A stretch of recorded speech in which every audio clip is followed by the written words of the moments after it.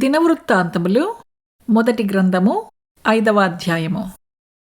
ఇశ్రాయేలునకు తొలిచూలు కుమారుడైన రూబేను కుమారుల వివరము. ఇతడు జ్యేష్ఠుడై ఉండెను కాని తన తండ్రి పరుపును తాను అంటుపరచినందున అతని జన్మ స్వాతంత్ర్యము ఇశ్రాయేలు కుమారుడైన యోసేపు కుమారులకియ్యబడెను. అయితే వంశావళిలో యోసేపు జ్యేష్ఠుడిగా దాఖలు చేయబడలేదు. యూదా తన సహోదరుల కంటే హెచ్చినవాడాయెను. అతని నుండి ప్రముఖుడు బయలువెడలెను. అయినను జన్మ స్వాతంత్ర్యము యోసేపుదాయెను. ఇశ్రాయేలునకు జ్యేష్ఠుడుగా పుట్టిన రూబేను కుమారులెవరనగా హానోకు, పల్లు, హెస్రోను, కర్మి. యోవేలు కుమారులలో ఒకడు షెమయా, షెమయాకు గోగు కుమారుడు, గోగునకు షిమీ కుమారుడు, షిమీకి మీకా కుమారుడు, మీకాకు రెవాయా కుమారుడు, రెవాయాకు బయలు కుమారుడు, బయలునకు బెయేరా కుమారుడు. ఇతడు రూబేనీయులకు పెద్ద. అష్షూరు రాజైన తిగ్లత్పిలేసరు అతని చెర తీసుకుని పోయెను. వారి తరముల వంశావళి సరిచూడబడినప్పుడు వారి కుటుంబముల చొప్పున అతని సహోదరులలో ముఖ్యులుగా తేలినవారు యెహీయేలును, జెకర్యాయును, యావేలు కుమారుడైన షెమకు పుట్టిన అసాసు కుమారుడైన బెలాయును. బేలా వంశపు వారు అరోయేరు నందును, నెబో వరకును, బయల్మెయోను వరకును కాపురముండిరి. వారి పశువులు గిలాదు దేశమందు అతి విస్తారము కాగా తూర్పున యూఫ్రటీసు నది మొదలుకొని అరణ్యపు సరిహద్దు వరకును వారు కాపురముండిరి. సౌలు దినములలో వారు హగ్రీయులతో యుద్ధము జరిగించి వారిని హతము చేసి గిలాదు తూర్పు వైపు వరకు వారి గుడారములలో కాపురముండిరి. గాదు వంశస్థులు వారికెదురుగా బాషాను దేశమందు సల్కా వరకు కాపురముండిరి. వారిలో యావేలు తెగవారు ముఖ్యులు. రెండవ తెగవారు షాపామువారు. షాపామువారును, యహనైవారును, షాపాతువారును బాషానులో ఉండిరి. వారి పితరుల ఇంటివారైన వారి సహోదరులు 7.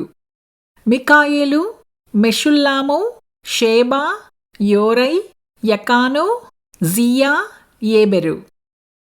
వీరు హూరీ అనువానికి పుట్టిన అబీహీయులు కుమారులు.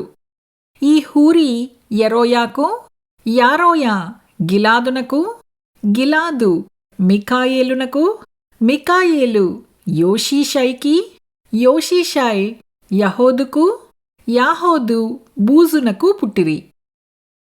గూనీ కుమారుడైన అబ్దీయేలునకు పుట్టిన అహీ వారి పితరుల ఇండ్ల వారికి పెద్ద.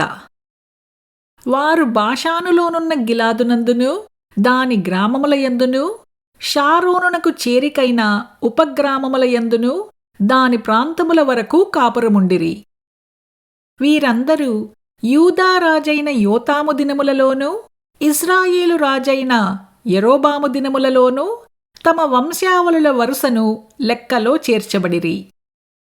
రూబేనీయులలోనూ, గాదీయులలోనూ, మనష్షే అర్ధగోత్రముల వారిలోనూ బల్లెమును, ఖడ్గమును ధరించుటకును, అంబు వేయుటకును నేర్చినవారు, యుద్ధమందు నేర్పరులై దండుకు పోదగినవారు 44,760 మందియుండిరి.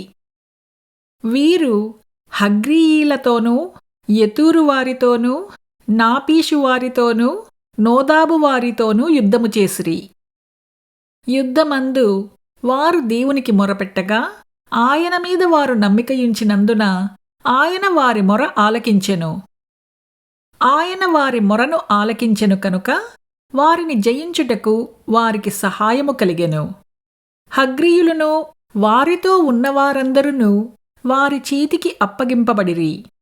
వారు 70,000 ఒంటెలను, పశువులను, 2,70,000 గొర్రెలను, 2,000 గాడిదలను, 1,00,000 జనమును పట్టుకొనిరి. యుద్ధమందు దేవుని సహాయము వారికి కలుగుట చేత శత్రువులు అనేకులు పడిపోయిరి. తాము చెరతీసుకుని పోబడి వరకు రూబేనీయులును, గాదీయులును, మనష్షే అర్ధగోత్రపు వారును వారి స్థానముల యందు కాపురముండిరి. మనష్షే అర్ధగోత్రము వారును ఆ దేశమందు కాపురముండి వర్ధిల్లుచు బాషాను మొదలుకొని బయల్ హెర్మోను వరకును, శెనీరు వరకును, హెర్మోను పర్వతము వరకును వ్యాపించిరి.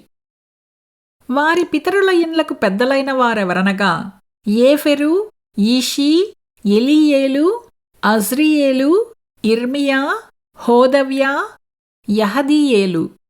వీరు కీర్తి పొందిన పరాక్రమశాలులై తమ పితరుల ఇండ్లకు పెద్దలైరి.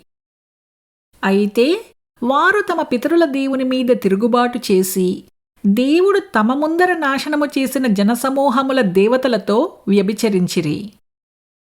కాబట్టి ఇశ్రాయేలీయుల దేవుడు అష్షూరు రాజైన పూలు మనస్సును, అష్షూరు రాజైన తిగ్లత్పిలేసరు మనస్సును రేపగా అతడు రూబేనీయులను, గాదీయులను, మనష్షే అర్ధగోత్రపు వారిని చెరపట్టి నేటికినీ కనబడుచున్నట్లుగా హాలహూనకును, హాబోరునకును, హారాకును, గోజాను నదీ ప్రాంతములకును వారిని కొనిపోయెను.